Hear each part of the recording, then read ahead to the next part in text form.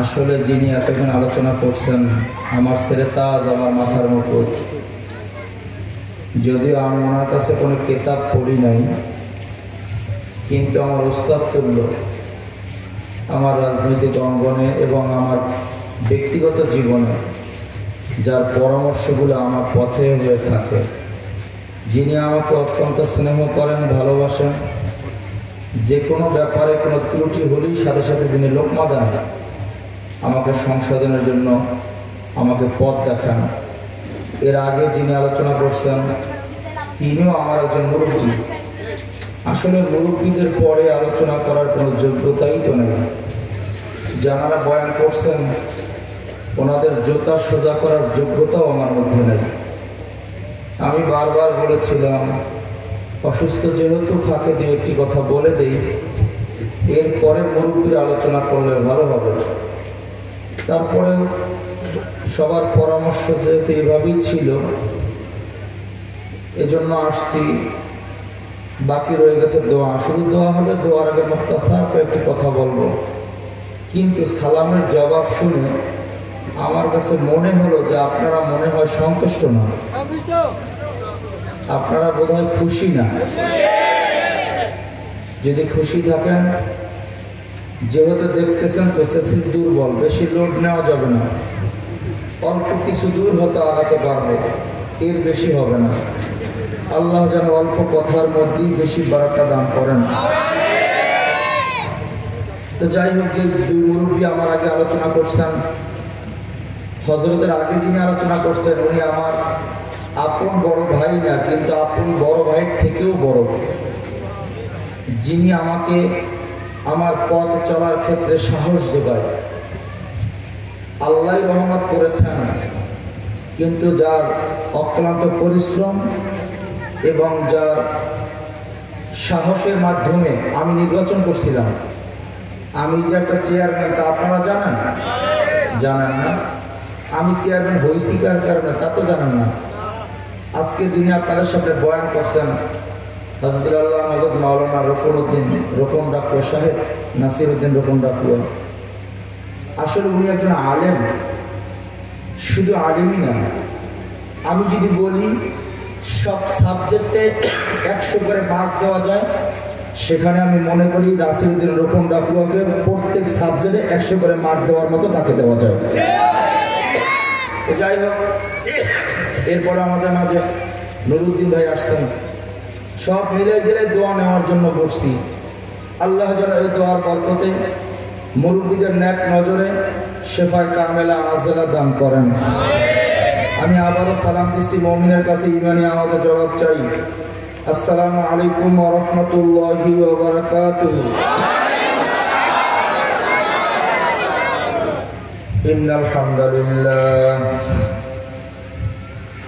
আলহামদুলিল্লাহ নাহমাদুহু ওয়া নাস্তাঈনুহু ওয়া নাস্তাগফিরুহু ওয়া নাউযু বিল্লাহি মিন শুরুরি আনফুসিনা মান ইয়াহদিহিল্লাহু ফালা মুদিল্লা লাহু ওয়া মান ইউদ্লিলহু ফালা হাদিয়া লাহু ওয়া নাশহাদু আল লা ইলাহা ইল্লাল্লাহু ওয়াহদাহু লা শারীকা লাহু ওয়া নাশহাদু আন্না মুহাম্মাদান আবদুহু ওয়া রাসূলুহু সাল্লাল্লাহু আলাইহি ওয়াসাল্লাম। আম্মা বা'দ ফাআউযু বিল্লাহি মিনাশ শাইতানির রাজীম। বিসমিল্লাহির রাহমানির রহিম। ইয়া আইয়ুহাল্লাযীনা আমানু সাল্লু আলাইহি ওয়া সাল্লিমু তাসলিমা।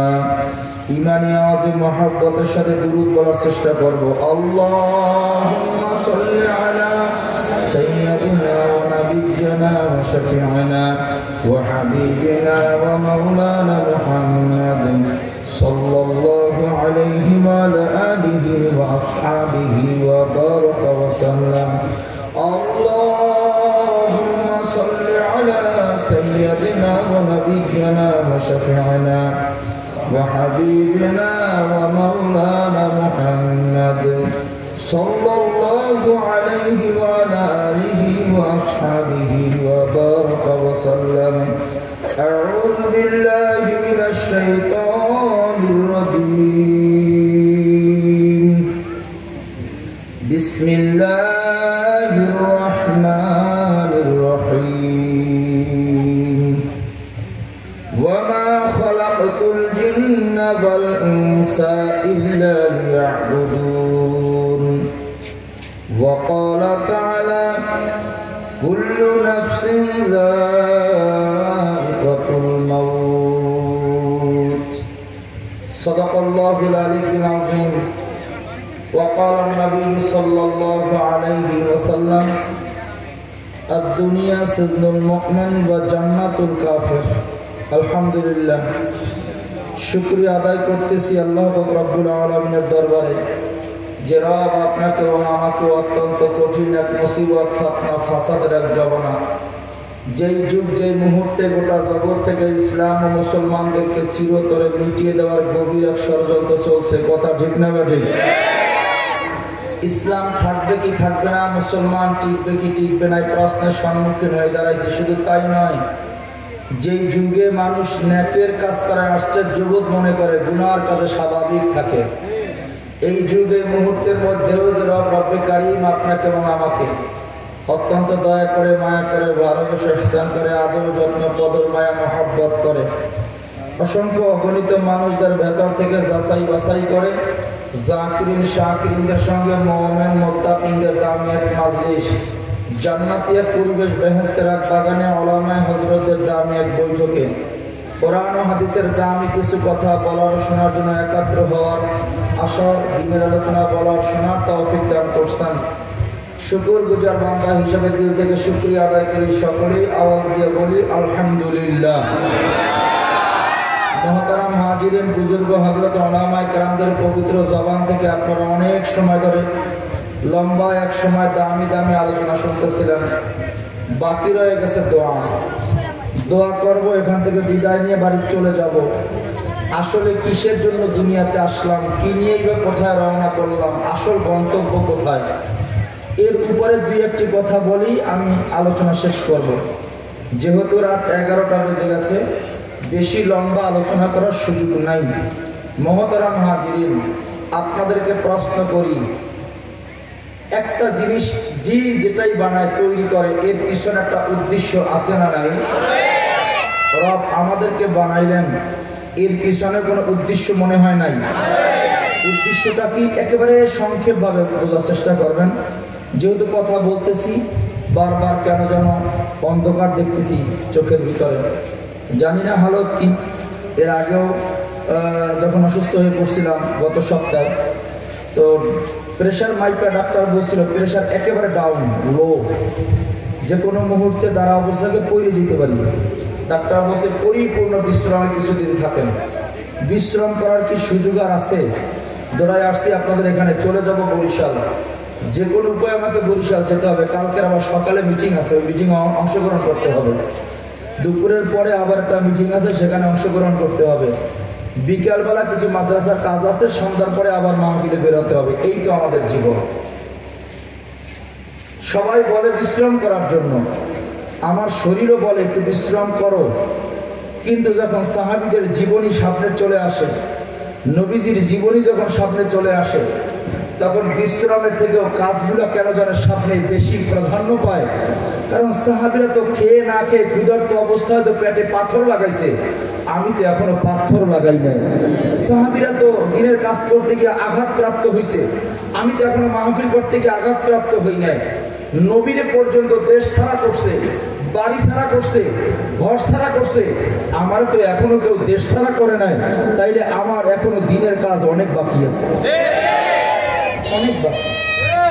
মাহফিল করলে এখন হাদিয়া দেয়, আমার খাওয়ায়, কেউ তো আমাকে বাধা দেয় না, গালি দেয় না, মন্দ বলে না, থাপ্পড় দেয় না। তারপরে বোঝা গেল এখন পর্যন্ত দিনের কাজ পরিপূর্ণ আমার দ্বারা হচ্ছে না। এই কথা যখনই জেহেনে চলে আসে, তখন অসুস্থ ক্লান্তি সব দূর হয়ে যায়। ওই কাজগুলোই মানে সামনের দিকে অগ্রসর হওয়ার জন্য আমাকে ধাক্কা দিয়ে আগায় দেয়। মুহতারাম হাজিরিন, কেন দুনিয়াতে কেন আসছি, কেন পাঠাইছেন আল্লাহ? রব্বানা মা খালাকতুল জিন্না ওয়াল ইনসা ইল্লা লিয়াবুদুন। রব বলেন, আমি জিন এবং ইনসান এই দুইটা জাতির সৃষ্টি করলাম, পয়দা করলাম, বানাইলাম একমাত্র উদ্দেশ্য আমার ইবাদত। আল্লাহ আপনাকে আমাকে বানাইলেন একমাত্র উদ্দেশ্য তার ইবাদত। জোরে বলেন, একমাত্র উদ্দেশ্য কি? ইবাদতের জন্য বানাইছেন, অন্য কোনো কাজ নয়। ইবাদত কাকে বলা হয়? উলামায়ে কেরাম বলেন, আল্লাহর হুকুম নবীজির তরিকা অনুযায়ী চলার নাম ইবাদত। বলেন, আল্লাহর হুকুম নবীজির তরিকা অনুযায়ী চলার নাম কি? আরো জোরে কোন না? শুধু নামাজ পড়ার নাম ইবাদত না, শুধু রোজা রাখার নাম ইবাদত না, শুধু জিকির করার নামই ইবাদত না, শুধু তেলাওয়াত করার নাম ইবাদত না, শুধু দাড়ি রাখার নাম ইবাদত না, শুধু জুব্বা পরার নাম ইবাদত না। এটা ইবাদতের একটা অংশ। আমি জুব্বা পরলাম, পরিপূর্ণ জুব্বা আমার গায়ে, একটা হাতা যদি কাইটা ফেলা দেয় কেউ দেখা বলবে না এটা জুব্বা না জুব্বা, কিন্তু হাতা কাটা জুব্বা। কলার যদি সিরিয়া যায় জুব্বা তো কলার সেরা জুব্বা, পকেট যদি সিরিয়া যায় জুব্বা তো পকেট সেরা জুব্বা, যদি বুদাম না হয় জুব্বা তো বুদামবিহীন জুব্বা। একটা অংশ ঘাটতি হয়ে গেলে পরিপূর্ণতা পাওয়া যায় না। ইবাদত কাকে বলা হয়? আল্লাহর হুকুম নবীর তরিকা অনুযায়ী জন্ম থেকে কবর পর্যন্ত চলবে, এর নাম হলো ইবাদত। তাই না? তাহলে ইবাদতের জন্যই পাঠাইছেন। তাহলে কাম করার দরকার নাই তো, দোকানদারি করার লেগে আল্লাহ বানায় নাই, দোকানদারি দরকার নাই, তাই না?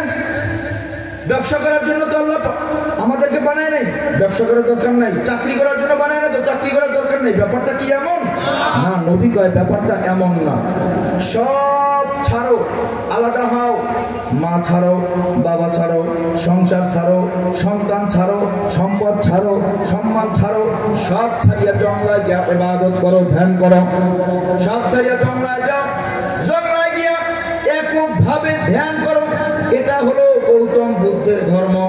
গৌতম বুদ্ধ বলে সব ছাড়িয়া দাও, জঙ্গলায় গিয়া এককভাবে ইবাদত করো, এটা গৌতম বুদ্ধের ধর্ম। হাবিবে কিবরিয়া সরকার দু আলম নবী আরবির ধর্ম হলো সব কিছু ঠিক রাইখা আল্লাহ আল্লাহ রাসূলকে খুশি করবা, এটা নবী আরবির ধর্ম। মাও লাগবে, বাবাও লাগবে, চাকরিও লাগবে, ব্যবসাও লাগবে, সব লাগবে। তারপরে সব কিছুর মধ্যে আল্লাহর হুকুম নবীর তরিকা আছে না নাই? আল্লাহর হুকুম নবীর তরিকা মাইনা যেটা করবো না ইবাদত। আল্লাহর হুকুম নবীর তরিকা মাইনা ব্যবসা করবে না, আমি হারাম খাবো না, আমি ব্যবসায় ভেজাল দেবো না, মাপে কম দেবো না, দাম নিয়ে ছলচাতুরি করবো না, এটাও তার জন্য ইবাদত। চাকরি করবে, আমি ঘুষ খাবো না, আমি মানুষের উপরে বাড়ি দেবো না, মানুষের অধিকার নষ্ট করবো না। যতক্ষণ সময় চাকরির মধ্যে বসা থাকবে ততক্ষণ তাকে ইবাদত বলা হয়। কৃষিকাজ করবো না, অন্যের জমির ভিতরে আমি আমার জমি ঠেইলা নেব না, অন্যের ফসল আমি কাইটা নেব না। যতক্ষণ সময় এই ফসলের ভিতরে কাজ করবে আল্লাহর নবীর তরিকা মাইনা, ওটাও তার জন্য ইবাদত। সব কিছুর মধ্যে আল্লাহর হুকুম নবীর তরিকা মাইনা চললে যদি ইবাদত হয়, দুনিয়ার জমিনে রাজনীতি করবে আল্লাহর হুকুম নবীর তরিকা মাইনা, সেটাও ইবাদত। না, রাজনীতিতে তো আল্লাহর হুকুম নাই, নাই, নাই। কোরআনের মধ্যে আকিমুস সালাত, নামাজ কায়েম করো। এই জন্য বাপ হইয়া সন্তানরে পিটায়, নামাজ পড়স না কেন? স্বামী হইয়া স্ত্রীর পিটায়, নামাজ পড়স না কেন? ঠিক না ঠিক? বড় ভাই ছোট ভাইদের পিটায়, এই নামাজ পড়স না কেন? আল্লাহ কোরআনে বলছে আকিমুস সালাত, নামাজ কায়েম করো। এইটাকে প্রতিষ্ঠিত করার জন্য এত পিটাপিটি, এত দাবরা দাবি, অথচ আল্লাহ পাশাপাশি বলেন আকিমুদ্দিন, আমার জমিনে আমার দিন কায়েম করো। নামাজ পড়ার জন্য যেই পরিমাণ আমরা চেষ্টা করি, দিন কায়েমের জন্য ওই পরিমাণ চেষ্টা আমাদের নাই। দিন কায়েমের জন্য কোরআনের আইন নাই তো? আছে।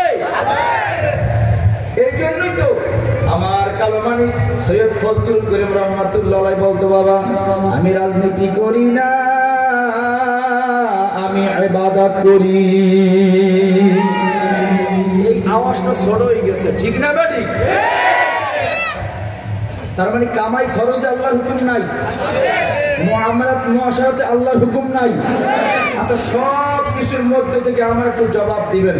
আল্লাহ তো ইবাদতের জন্যই বানাইছেন, আর কোনো উদ্দেশ্য আছে? প্রশ্ন, আল্লাহ ইবাদতের জন্যই বানাইছেন, তো জান্নাতি রাইখা দিতেন। আমরা জান্নাতে যাই নামাজ পড়তাম, রোজা রাখতাম, এরপর জিকির করতাম, তেলাওয়াত করতাম, দুনিয়া নামক এই ফিতনার জায়গায় পাঠাইলেন কেন? প্রশ্ন আছে না নাই? বুঝলাম ইবাদতের জন্য বানাইছেন, জান্নাতি রাইখা দিতেন, দুনিয়ায় পাঠাইলেন কেন? হাবিবে কিবরিয়া সরকারে দো আলম নবী আরবি বলেন, দুনিয়া কেন পাঠাইছে জানো? আর দুনিয়া ও মাজরাতুল আখিরাহ, এই দুনিয়াটা হইল আখিরাতের খেত শুরু, কামাই করার জায়গা। জান্নাত কামাই করার জন্য আল্লাহ দুনিয়া নামক বাজারে পাঠাইলেন, আখিরাত কামাই করার জন্য দুনিয়া। জোরে বলেন, আখিরাত কামাই করার জন্য কি? দুনিয়া ছাড়া আখিরাত কামাই করা যায় না।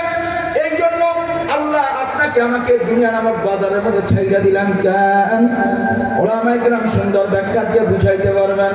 আমি ক্ষুদ্র মানুষ, ছোট মানুষ, সুন্দরভাবে যতটুকু বোঝানোর চেষ্টা করতেছি। বাবা, আপনাদের এলাকায় নৌকা আছে না নাই? জাহাজ আছে না নাই? আস্তে করে কয় দাও। কোটি কোটি দিয়ে জাহাজ বানাইয়া এইটা যদি রাস্তার মধ্যে ছাইড়া দেয়, এটা চলবে? কেন? জাহাজ চালাইতে পানি জরুরি, জাহাজ পানি ছাড়া চলবে না, পানি না পাইলে জাহাজ সামনে আগাবে না। কোটি টাকার মেশিনও যদি ব্যবহার করা হয়, যতক্ষণ পর্যন্ত পানি না পাবে ও এক কদমও সামনে আগাবে না। কথা বলে ভালো করে বুঝে নেন, একটা জাহাজ চালাইতে যেমন পানি জরুরি, পানি ছাড়া যেমন জাহাজ চলবার পারে না, ঠিক বাজান জাহাজ চালাইতে যেমন পানি জরুরি, একটা মুমিন জান্নাত কামাই করার জন্য দুনিয়া জরুরি। পানি ছাড়া যেমন জাহাজ চলবে না, ঠিক একটা মুমিন দুনিয়া ছাড়া জান্নাত কামাই করতে পারবে না। সতর্কতা হলো, জাহাজের জন্য পানি যতই জরুরি হোক না কেন, ওই জাহাজের ভিতরে কখনো পানি প্রবেশ করানো যাবে না। আপনার আমার জন্য দুনিয়া যতই জরুরি হোক না কেন রে বাবা, এই দুনিয়া কখনো ভিতরে ঢুকানো যাবে না। অনেক কথা ছিল, তো সংক্ষেপে বলতেছি। জাহাজের জন্য পানি জরুরি, পানি ছাড়া জাহাজ চলতে পারবে না। কিন্তু সতর্কতা, এই পানি যেন জাহাজের মধ্যে না ঢোকে। তাহলে জাহাজ ডুববে, মাঝি তুমিও মরবে, মারলে গন্তব্যে যাইতে পারবে না। ঠিক দুনিয়ার পাগল, ভালো করে বুঝে নেন। হে আল্লাহ পাকের বান্দারা, আখিরাত কামাই করার জন্য দুনিয়া লাগবে, কিন্তু দুনিয়া যেন ভিতরে ঢুকে না যায়। কেন? নবী বলেন, হুব্বুদ দুনিয়ার আসকুল্লি খতিয়া, সমস্ত ধ্বংস বা গুনার মূল উৎস এই দুনিয়ার মহব্বত। সব গুনার উৎস কি? বলেন বলেন বলেন বলেন বলেন না, আরো জোরে বলেন না। আমি কই না তো, নবী বলেন, হুব্বুদ দুনিয়া রাসকুল্লি খতিয়া, সমস্ত গুনাহ বা ধ্বংসের মূল কারণ দুনিয়ার মহব্বত। ভাই ভাইরে খুন করে দুনিয়ার মহব্বতের কারণে, দোকানদার মাপে কম দেয় দুনিয়ার মহব্বতের কারণে, সুদখোর সুদ খায় দুনিয়ার মহব্বতের কারণে, ঘুষখোর ঘুষ খায় দুনিয়ার মহব্বতের কারণে, চাঁদাবাজ চাঁদাবাজি করে দুনিয়ার মহব্বতের কারণে। কথা কয় না? দুনিয়ার কারণে তো। সুন্দরী নারী, 3-4টা সন্তান রইটা রাতের আধারে আর একটা পুরুষের সঙ্গে ভাইগা যায় দুনিয়ার মহব্বতের কারণে। এক নেতা হইয়া আর এক নেতারে পিড়াইয়া মাইরা ফেলায় দুনিয়ার মহব্বতের কারণে। সব দুনিয়া তো। এই জন্য নবী বলেন, আখিরাত কামাই করতে দুনিয়া লাগবে, যেমন পানি লাগবে, কিন্তু দুনিয়া ভিতরে ঢুকে আনা যান। হুব্বুদ দুনিয়া রাসকুল্লি খতিয়া, সমস্ত ধ্বংস বা গুনার মূল উৎস দুনিয়ার মহব্বত। এরপরও জাহাজ চালাইতে, নৌকা চালাইতে কিছু না কিছু পানি নৌকার মধ্যে ঢুকবো কি ঢুকবো না? আসতে পারে, দেখো ঢুকবো কি ঢুকবো না? এই জন্য বুদ্ধিমান মাঝি, বুদ্ধিমান নাবিকের কাজ হলো এই পানিটারে মহব্বত করে ভিতরে রাখে না, নদীর পানি শেষ করিয়া নদীতে ফেলায় দেয়। কেন? নৌকা ভালো থাকবে, নৌকা দ্রুত চলবে, গন্তব্য পর্যন্ত যাওয়া যাবে। কথা বল। এই জন্য নদীর পানি শেষ করিয়া নদীতে ফেলায় দেয়, নৌকা ভালো থাকে। গন্তব্য যাওয়া যাবে। এজন্য বুদ্ধিমান মুমিনের কাজ হলো দুনিয়ার মধ্যে চলতে গিয়া দুনিয়ার মহব্বত ভিতরে কিছু না কিছু ঢুকবে। বিবির মহব্বত, সন্তানের মহব্বত, সম্পদের মহব্বত, সম্মানের মহব্বত, কিছু না কিছু ভিতরে ঢুকা যাবে। বুদ্ধিমান মুমিনের কাজ হলো এটা ভিতরে জমা রাখবো না, মাঝে মাঝে এটা শেষ করিয়া দুনিয়ার মহব্বত দুনিয়ায় ফেলাই দিব। কি দিয়া শেষ করবো? সকাল সন্ধ্যা বয়া বয়া জিকিরের ডুই লাগাই দিব, লা ইলাহা ইল্লাল্লাহ, লা নাই নাই নাই নাই কিচ্ছু নাই। আমার মা নাই, বাবা নাই, ভাই নাই, বোন নাই, আত্মীয় স্বজন কেউ নাই, কেউ নাই, কেউ নাই, কেউ নাই। অন্ধকার কবরে আমার আল্লাহ বাদে কেউ নাই। লা মানে নাই, ইলা মানে ইলা ইল্লাল্লাহ, আল্লাহ ছাড়া নেই কোনো ইলা, আল্লাহ ছাড়া নেই।